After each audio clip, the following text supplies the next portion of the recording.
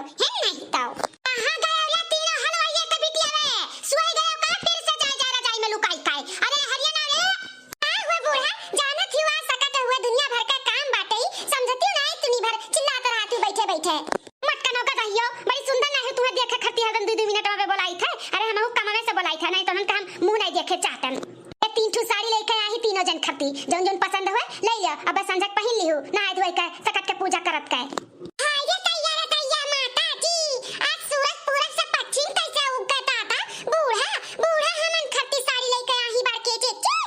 नहीं है घुटारो अपने खती लेके आया है अपना तीनों पहनब मैंने तोरे तीनों जन खती लेके तो आया है जैसे कब लैला नहीं है मां माता जी करत ही घुटाराओ हम तो ये प्यार का लिया बूढ़ा बड़ा दिन से हमारी इच्छा करत रहा पीला साड़ी पहनने का हम वो हरर का बिचवा में के लिया भाई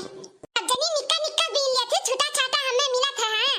अरे याला लगा जीजी तू इतनी सुंदर है ना इतनी गोरा है कि तू चाहे जोन कलर पहना तोरे ऊपर अच्छा लगे कुल कलर आ जीजी ई नाते हमारा का ले लिया ना वो हमारा तनी खिली थोड़ा सावर है ना हम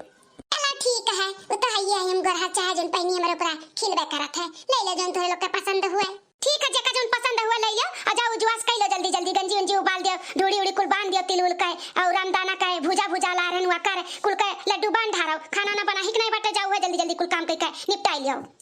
हां बूढ़ा उहे जाई था करे जाई था बनाई ली थे जल्दी जल्दी झूठा डराते रहू बड़की दीदी बिगड़ गए देखा देखा कुल टाइट होई गए लड्डू दीदी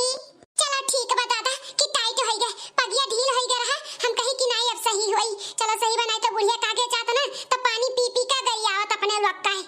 हरिया बड़की जीजी बूढ़ा पानी पी पी का गरियावती तो हम चाय गरम गरम पी पी का गरियावतन हां छोड़तन थोड़ी ना वन्ना है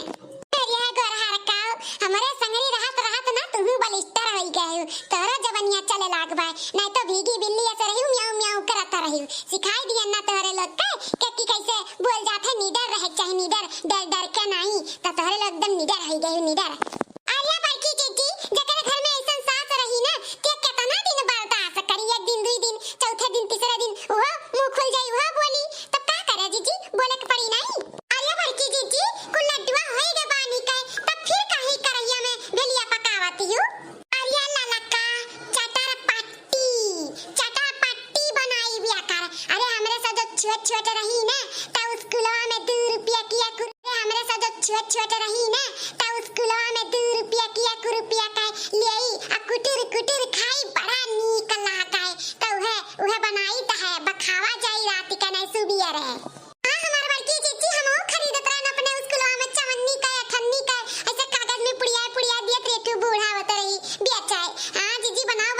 सुबिया खावा जाई रात का तो खाई नहीं मिली सुबिया खावा जाई बड़की जीजी कुल होई के बाटे बनाई के त काहे ना एठू सोहर वर चाहे कोनो गाना वाना गाउती हां काहे नहीं मने कोनो काम करी हमरे नीक आ गाना बजाना ना हुए ई होई सकत है गाई था कौनी मां से बाबा मोर बियाह कइले कौनी मां से गवन दिहले हो कौनी मां से बाबा मोर बियाह कइले कौनी मां से गवन दिहले हो सखिया कौनी मां से सुतलिया सरवा बदनवा मोरे भारी भइले हो सखिया कौनी मां से सुतलिया सरवा बदनिया मोरे भारी भइले हो